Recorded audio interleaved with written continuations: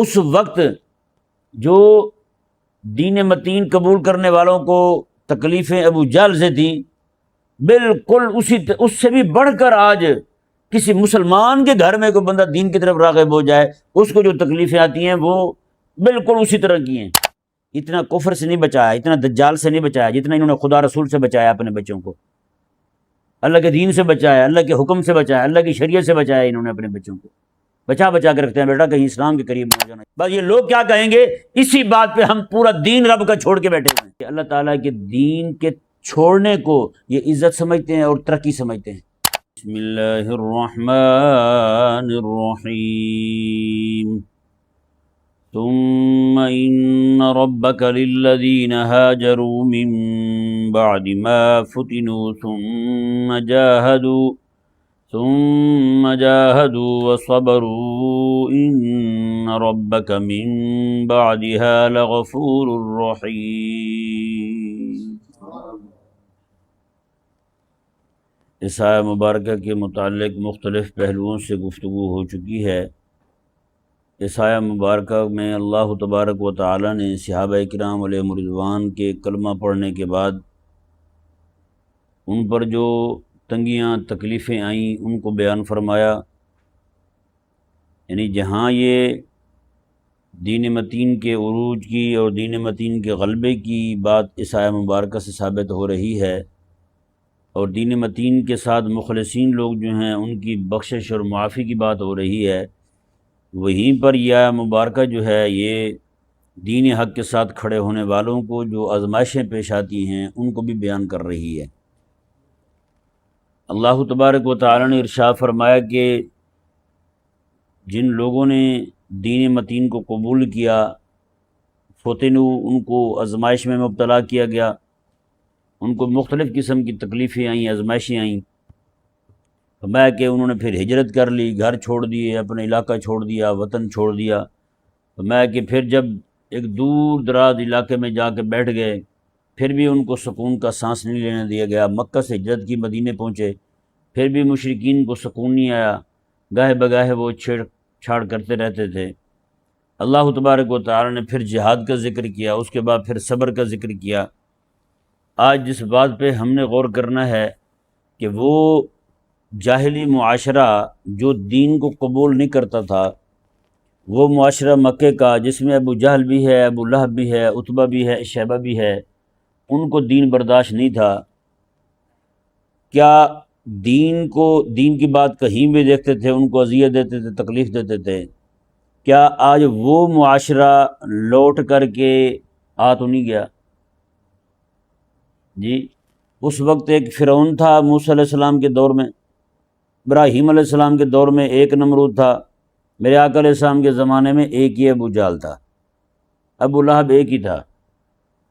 آج نعوذ باللہ ثم نعوذ باللہ من ذالک یہ والی صفات رکھنے والے سارے کے سارے موجود ہیں۔ سمجھ آیا نہیں سمجھ آیا؟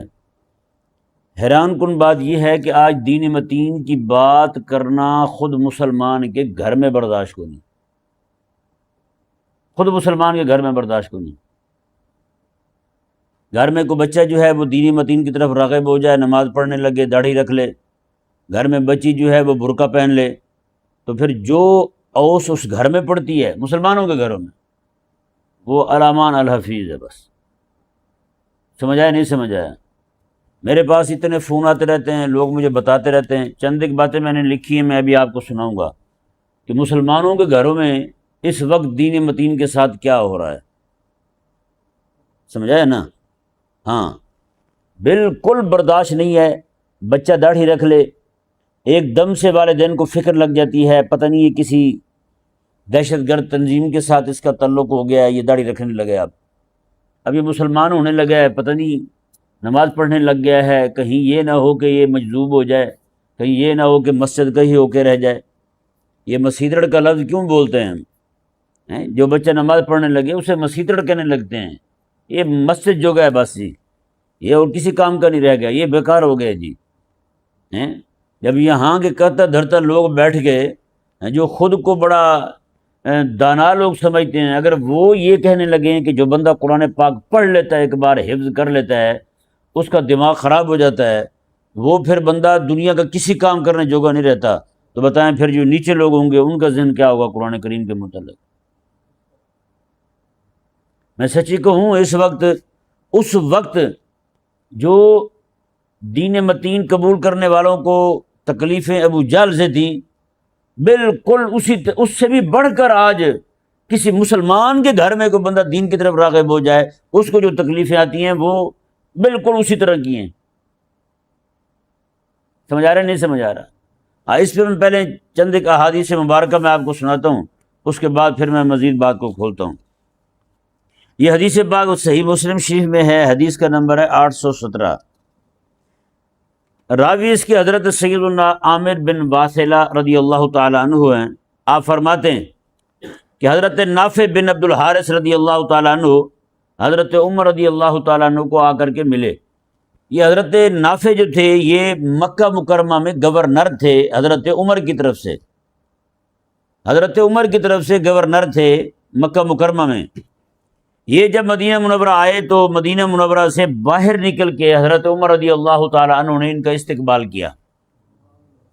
وہی ان سے پوچھا کہ آپ یہ تو بتاؤ، من استعملت علی اہل الوادی، وہ وادی والے جو ہیں یعنی مکے والے، اسے وادی قرا کہا جاتا ہے نا مکے کو۔ انہوں نے کہا، حضرت عمر نے فرمایا کہ وہاں آپ کس کو اپنا نائب بنا کے آئے ہیں، ان کے معاملات کون دیکھ رہا ہے؟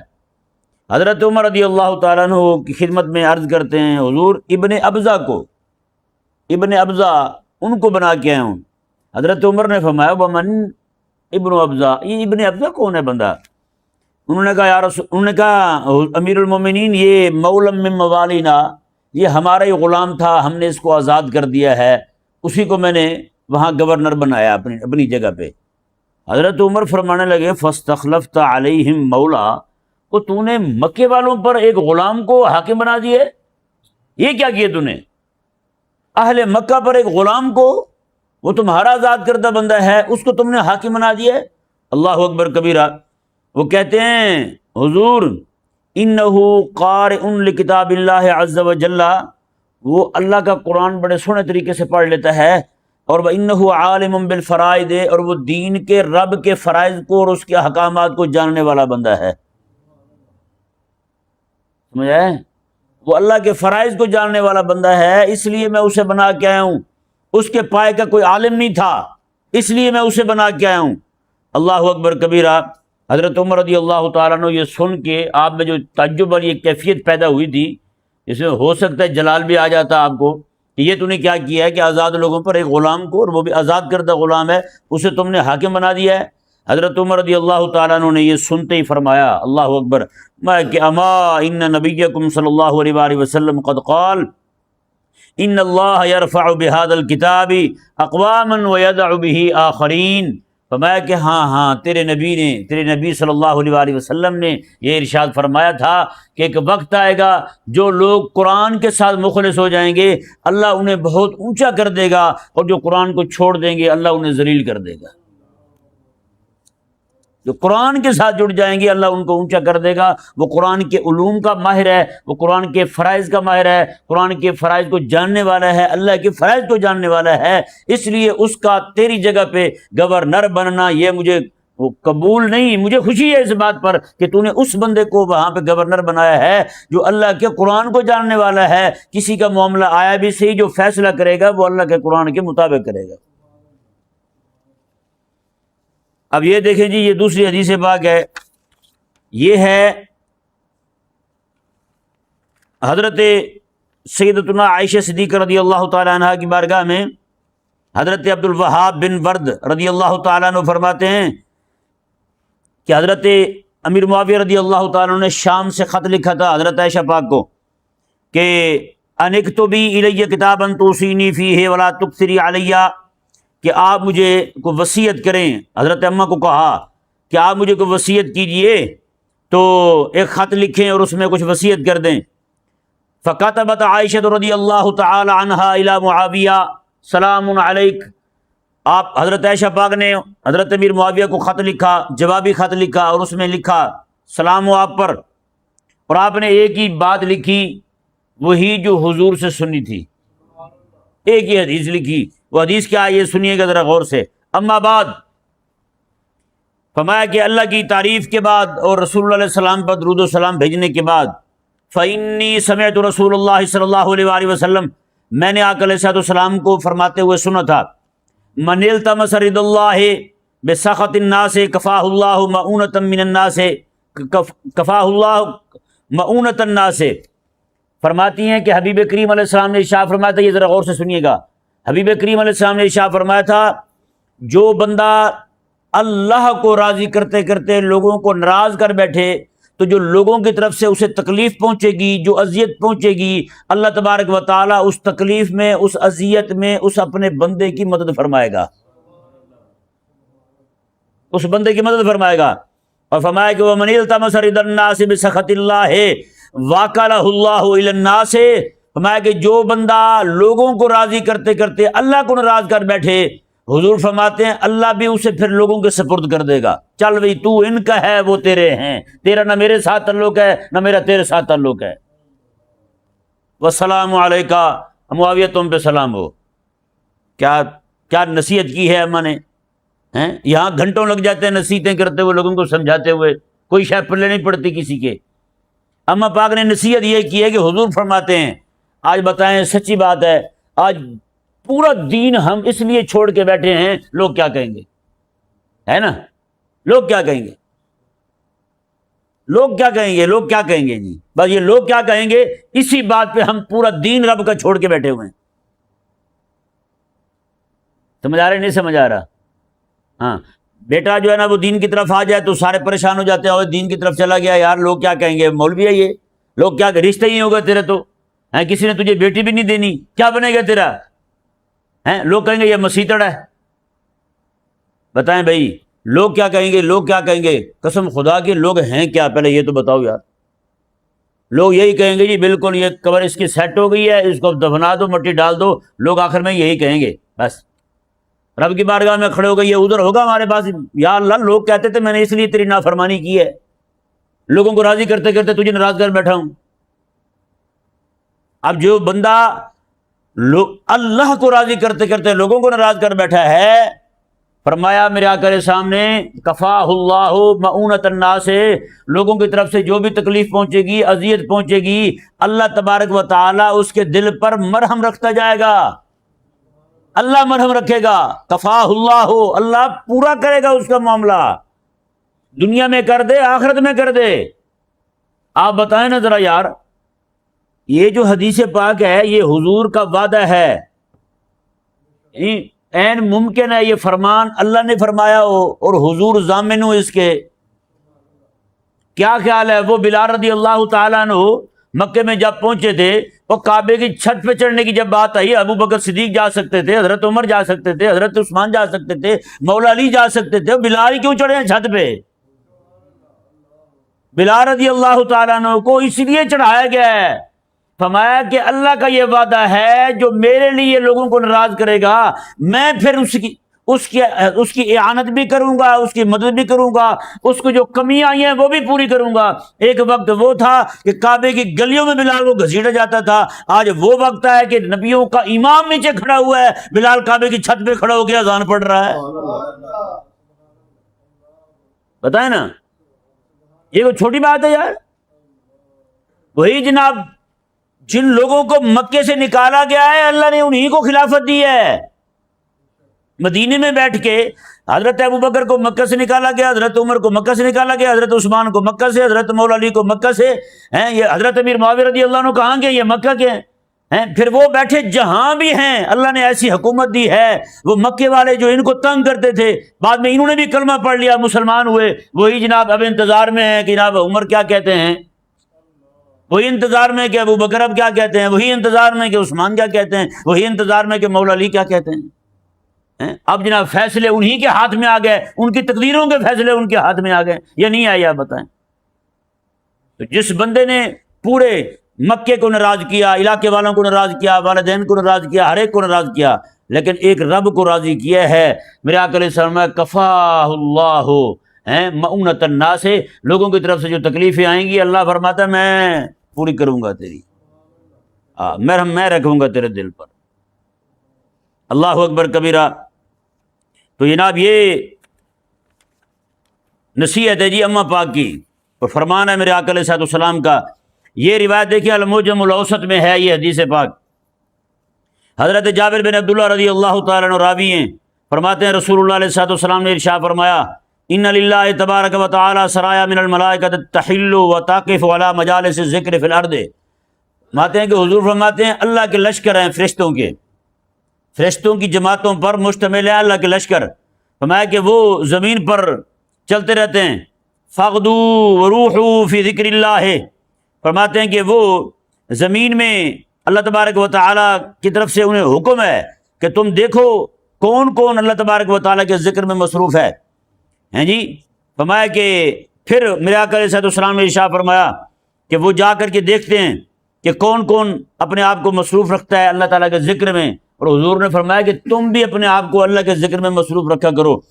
میرے آقا علیہ السلام نے من احب ان یعلم منزلتہ عند اللہ فلینظر کیف منزلۃ اللہ عندہ، جو شخص یہ چاہتا ہے کہ میری عزت میرا مقام اللہ کے ہاں کیا ہے، حضور فرماتے ہیں وہ اپنے دل میں جھانک کے دیکھ لے کہ اللہ کا مقام تیرے دل میں کیا ہے، پتہ چل جائے گا تجھے تیری رب کے ہاں عزت کیا ہے۔ ہیں کیا اذان کی آواز آتی ہے اٹھ کے مسجد جاتا ہے تو رب کا حکم تجھ پہ اثر کرتا ہے؟ اگر کرتا ہے تو پھر سمجھ جا کہ تیری عزت ہے رب کے ہاں۔ اگر تیرا اٹھنے کو دل ہی نہیں کرتا تو پھر یہ یقین کر لے تیری عزت اللہ کے ہاں کیا ہوگی۔ یہ دنیا کی ظاہری چمک دمک جو ہے نا، یہ آگے پیچھے لوگوں کا ہونا، حکمرانوں کے پیچھے آگے پیچھے لوگوں کا چلنا، یہ کوئی دائمی عزت تھوڑی ہے، یہ تو عارضی ہے۔ آپ بھی دیکھتے ہیں جب یہ آتے ہیں کہتے ہیں آؤ جی آؤ جی، 2-4 مہینے گزرتے ہیں کہتے ہیں جاؤ جی جاؤ جی، یہ عزت سنا ہوئی بھائی، یہ تو کرائے کا مکان ہوا۔ آج ان کو لایا گیا، بڑی محبت کے ساتھ بٹھایا گیا، 2-4 مہینے کے بعد پھر ان کو کہا چلو جی نکل جاؤ، ٹائم دے دیا 12 بجے سے پہلے نکلنا ہے، 10 بجے سے پہلے نکلنا ہے، 1 بجے سے پہلے نکلنا ہے، اگر وہ نہیں نکلیں گے تو سامان اٹھا کے باہر پھینک دیں گے۔ یہ عزت تو نہ ہوئی، کہ عزت ہوئی ہے۔ ان کا بھی حال وہی ہے، ان کو جو کرسی ملتی ہے وہ بھی کرائے کی ہوتی ہے۔ حقیقی عزت کیا ہے؟ اللہ اکبر کبیرہ۔ میرے آقا علیہ السلام نے فرمایا جو بندہ یہ چاہتا ہے کہ وہ یہ جانے کہ اللہ کے ہاں اس کی عزت کتنی ہے، وہ اپنے دل میں جھانک کے دیکھ لے کہ اس کے دل میں اللہ کی عزت کتنی ہے۔ قسم خدا کے یہ فرمان شریف اتنا بڑا ہے، بندہ غور کرے نا تو کبھی بھی اللہ تعالیٰ سے بے وفائی نہ کرے۔ آج کتنے لوگ ہیں، سچی بات ہے، ان کے دل میں اللہ تبارک و تعالیٰ کی لفظ بولنے والا ہی نہیں ہے، یار کیا کہیں۔ حضور نے فرمایا کہ تم دیکھ لو تمہارے دل میں اللہ کا مقام کیا ہے، اللہ کے دین کی عزت کیا ہے، اللہ کے حکم کی عزت کیا ہے۔ میں جتنی اللہ کے حکم کی عزت تمہارے دل میں ہوگی اتنی تمہاری اللہ کے ہاں ہوگی بس۔ اور فرمایا میرے آقا صلی اللہ علیہ وآلہ وسلم نے فإن اللہ عز وجل ينزل العبد منه حيث انزله من نفسه۔ اللہ اکبر۔ میرے آقا علیہ السلام نے فرمایا کہ اللہ بھی بندے کو اتنی عزت دیتا ہے جتنی بندہ اپنے دل میں اللہ کو عزت دیتا ہے۔ بات ہی ختم ہوگی۔ آج جس کو جناب ہمارے ہاں ایک پیر آتا تھا، وہ اس کے پاس کو 4-5 لوگ اکٹھے ہو گئے پیر کو ملنے، پیر کی داڑھی نہیں تھی، وہ ملنے جب گئے نا، وہ سارے جتنے لوگ گئے تھے وہ سارے داڑھی والے تھے۔ ان کے جانے کے بعد پیر صاحب نے اپنے مریدوں کو، جو خاص مرید تھے، ان کو فرمایا کہ یہ سارے ایک ہی دم آ گئے تھے، میرے دم رکنے لگ گیا تھا داڑھیاں دیکھ کے، داڑھیاں دیکھ کے میرا دم گھٹنے لگ گیا تھا، مجھے سخت تکلیف ہو گئی تھی، یہ سارے داڑھیاں لے کے کہاں گئے ہیں میرے پاس۔ بتائیں، جہاں پیر طریقت اور رہبر شریعت کو ہی گھبراہٹ ہونے لگ جائے داڑھی دیکھ کے، رسول اللہ علیہ السلام کی سنت دیکھ کے، رب کے تعالیٰ کے حکم پر عمل کا ہوتا ہوا دیکھ کر کے پیر صاحب کا دم گھٹنے لگ جائے، بتائیں وہاں مرید کیسے شیطان ہوں گے؟ یعنی وہ کہتا ہے کہ اللہ تعالیٰ کا حکم پر عمل ہوتے ہوئے دیکھ لوں تو میرا دل گھبراہٹ کا شکار ہو جاتا ہے، مجھے میرا بلڈ پریشر جو ہے وہ ہائی ہونا شروع ہو جاتا ہے۔ تو بتائیں یعنی اللہ تبارک و تعالیٰ کا حکم مانا جائے تو اس کا بلڈ پریشر اوپر ہونا شروع ہو جائے، بتائیں پھر اس کی اللہ کے ہاں کیا عزت ہوگی۔ پھر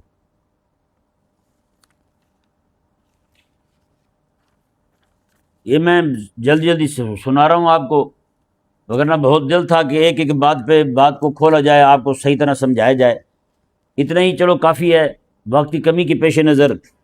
الزہد والرقاق میں امام عبداللہ بن مبارک رضی اللہ تعالیٰ عنہ نقل فرماتے ہیں، ایک بندہ آیا حضرت امام حسن بصری رضی اللہ تعالیٰ عنہ کے پاس، آگے کہنے لگا اوصنی، حضور کو وصیت ہی فرما دیں، کوئی وصیت فرما دیں، کوئی نصیحت فرما دیں تاکہ میں اس پر عمل کروں، میری دنیا آخرت ٹھیک ہو جائے۔ اللہ اکبر کبیرہ۔ حضرت امام حسن بصری نے پتہ کیا فرمایا؟ دو جملے فرمائے، فرمایا کہ عز امر اللہ، عز امر اللہ، فرمایا تو اللہ کے حکم کو عزت دے، یعزک اللہ، اللہ تجھے عزت دے دے گا۔ کیا خوبصورت نصیحت ہے یار، تو اللہ کے حکم کو عزت دے، اللہ تجھے عزت دے دے گا۔ آج بتائیں نا ہم اللہ کے حکم کو کتنی عزت دے رہے ہیں۔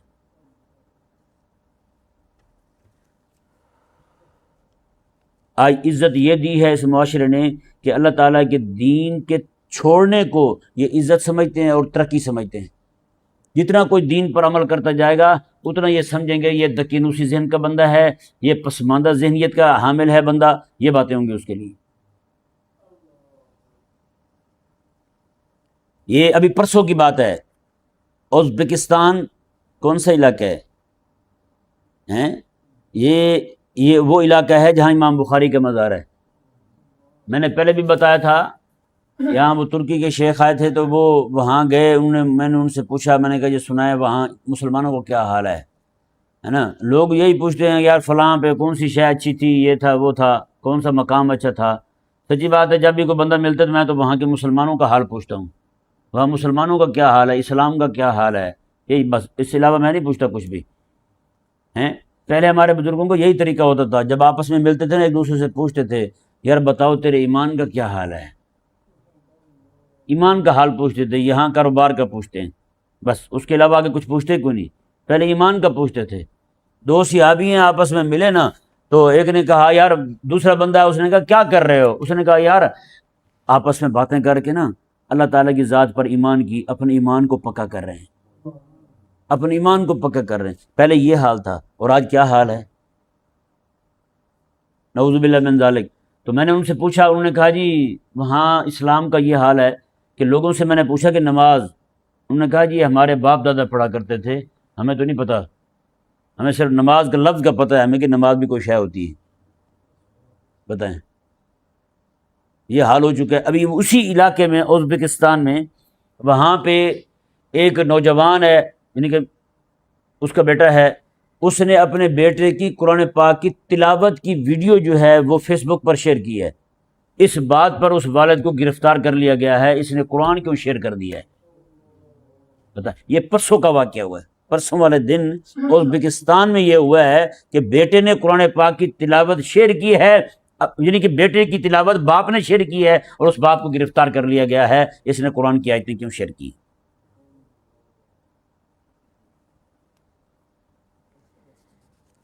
یہ بھی مجھے ایک دوست نے بتایا، یہ 2-3 دن میں کسی خاتون کا انٹرویو لیا ہے ایک بدبخت نے، وہ خاتون بھی جو ہے نا وہ اسی ذہنیت کی تھی، اینکر نے اس کا انٹرویو لیا ہے تو اس نے کہا کہ یہ بتائیں، اس کے جسم پر کوئی ٹیٹو بنا ہوا تھا، کوئی شکل بنی ہوئی تھی کسی کی، تو اس نے کہا کہ یہ آپ نے کیوں بنوایا ہے؟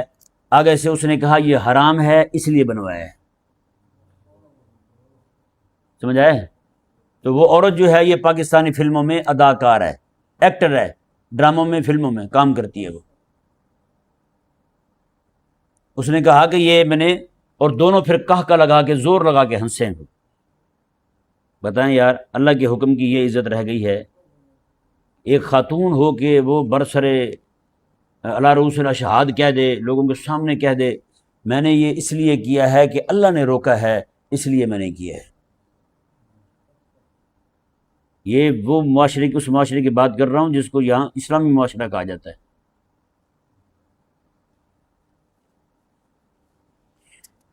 اور یہ کچھ عرصہ پہلے مجھے 2 بھائی تھے، ان کی ایک بہن تھی، ایک بھائی جو تھا وہ ذرا دین کی طرف مائل تھا، دوسرا جو ہے وہ بے دینیت کی طرف مائل تھا۔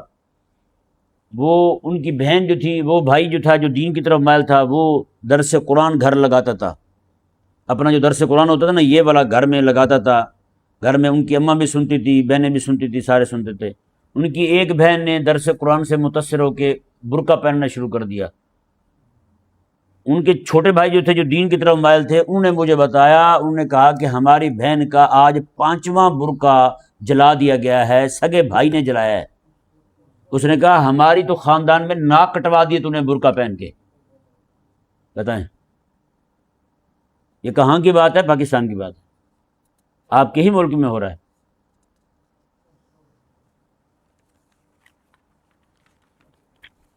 اور جناب لڑکیوں کو بہت ساری بچیوں کے پیغامات یعنی کسی نہ کسی طریقے سے مجھ تک پہنچتے رہتے ہیں۔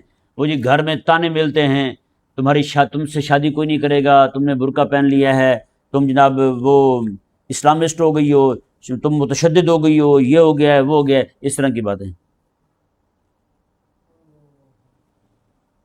ایک جگہ مجھے ایک دوست نے بتایا کہ کہا کہ وہ سگی ماں نے اپنی بیٹی کا خرچہ بند کر دیا کہ وہ برقع پہننے لگ گئی تھی۔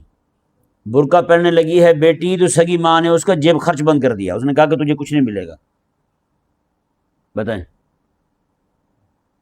جہاں یہ حال ہو جائے، بچوں کو بچا بچا کے، اسلام سے بچا بچا کے، اتنا کفر سے نہیں بچایا، اتنا دجال سے نہیں بچایا جتنا انہوں نے خدا رسول سے بچایا اپنے بچوں کو، اللہ کے دین سے بچایا، اللہ کے حکم سے بچایا، اللہ کی شریعت سے بچایا انہوں نے اپنے بچوں کو، بچا بچا کے رکھتے ہیں بیٹا کہیں اسلام کے قریب نہ ہو جانا، اسلام کے قریب نہ ہو جانا۔ یہ حال ہو گیا ہے مسلمانوں کے شہر میں، مسلمانوں کے ملک میں، مسلمانوں کے گھروں میں اسلام برداشت کو نہیں۔ سچی بات ہے، آج بچے جو ہیں وہ گھروں میں جو دین کی طرف آنا بھی چاہتے ہیں، والدین کی سختی کی وجہ سے بیچارے پریشان ہیں۔ مجھے ایک دوست نے بتایا کہ وہ نماز پڑھنے لگ گیا تھا، نوافل تہجد، کہتے ہیں ان کی اماں مصلی چھپا دے، اماں ہی مصلی چھپا دے کہ بیٹا نماز نہ پڑھا کرو اتنی، بس تھوڑی سی کافی ہے۔ یہ حال ہے۔ ایک بچے نے مجھے پیغام بھیجا، بلکہ خود ہی اس نے فون کیا تھا، اس نے کہا جی میں جب بھی کوئی درس قرآن لگاتا ہوں تو میری اماں لڑنے لگ جاتی ہیں۔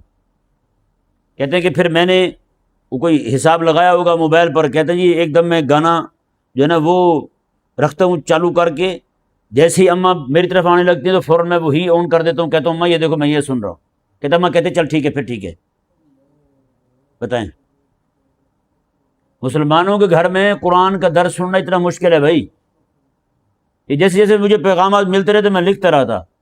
آج میں نے کہا کہ چلو یہ آیت مبارکہ جو ہے جس میں اللہ نے صحابہ کرام علیہ رضوان کو دین قبول کرنے پر مشرکوں کی طرف سے آنے والی اذیتوں کا ذکر کیا ہے، میں نے کہا تھوڑا سا مسلمان کے گھر میں جو ابو جہل اور ابو لہب موجود ہے، اور گھر میں جو دین متین کی طرف بڑھنے والا بچہ ہے، اس پر جو تکلیفیں اور اذیتیں آ رہی ہیں کچھ وہ بھی آپ کے سامنے رکھی جائیں۔ آپ سوچ سکتے ہیں کہ کیا حال ہے۔ بہت عرصہ پہلے مجھے ایک دوست نے بتایا تھا، جب میں خود نیا نیا پڑھنے آیا تھا، میں اس وقت دوست نے بتایا، اس نے کہا کہ میرے گھر والے جو ہیں مجھے علماء کے بیانات نہیں سننے دیتے۔ میں نے کہا پھر آپ کیا کرتے ہو؟ کہتے جی وہ اس وقت کیسٹیں ہوتی تھی نا، وہ کیسٹیں چلاتے تھے، وہ ڈبی بنی ہوتی تھی، وہ کہتا تھا میں باہر سے گانے والی ڈبی لیتا ہوں اور اندر جو ہے وہ علماء کے بیان والی کیسٹ ڈالتا ہوں، کہتے وہ ڈال کے لاتا ہوں، اماں کو پہلے چیک کرواتا ہوں، اماں چیک کرتی ہے، میں کہتا ہوں اماں یہ دیکھو سارے گانے، اماں کہتی چل ٹھیک ہے لے جا، کہتے پھر میں جا کے اپنے کمرے میں وہ بیانات سنتا ہوں علماء کے۔ یہ کہاں ہو رہا ہے؟ آپ کے اپنے، ہمارے اپنے گھروں میں ہو رہا ہے، مسلمان گھروں میں ہو رہا ہے، دین برداشت نہیں رہا۔ تو پھر وہی فرمان میرے آقا علیہ السلام کا، میں کوئی بندہ یہ جاننا چاہے اس کی اللہ کے ہاں عزت کتنی ہے، میں وہ دل میں جھانک کے دیکھ لے کہ اللہ کی عزت اس کے دل میں کتنی ہے۔ حضور فرماتے ہیں اللہ اکبر، فرمایا یہ الفاظ قسم خدا کی ایسے ہیں کہ میرے آقا علیہ السلام نے فرمایا کہ اللہ تبارک و تعالیٰ بھی بندے کو، یہ دیکھیں فَإِنَّ اللَّهَ عَزَّ وَجَلَّ يُنزِلُ الْعَبْدَ مِنْهُ حَيْثُ أَنزَلَهُ مِن نَفْسِهِ، اللہ بھی بندے کو وہی رکھتا ہے جہاں وہ بندہ اللہ کو رکھتا ہے۔ قسم خدا کی مجھے اس رات نیند نہیں آئی تھی، مجھے ایک دوست نے بتایا، اس نے کہا کہ میں دینی کتابیں، اس میں میری بھی کچھ کتابیں تھیں، انہوں نے کہا وہ میں پڑھ رہا تھا، میری سگی والدہ نے وہ کتابیں مجھ سے چھین کے گند والی ٹوکری میں ڈال دی۔ کہا کہ تو کیوں پڑھتا رہتا ہے ان کتابوں کو؟ بتائیں کچھ نہیں ہے کہنے کو بھائی، بچا لیں اپنے معاشرے کو، بچا لیں اپنے بچوں کے دین کو، ایمان کو، اگر بچا سکتے ہیں تو۔ اللہ تبارک و تعالی سمجھنے کی توفیق عطا فرمائے۔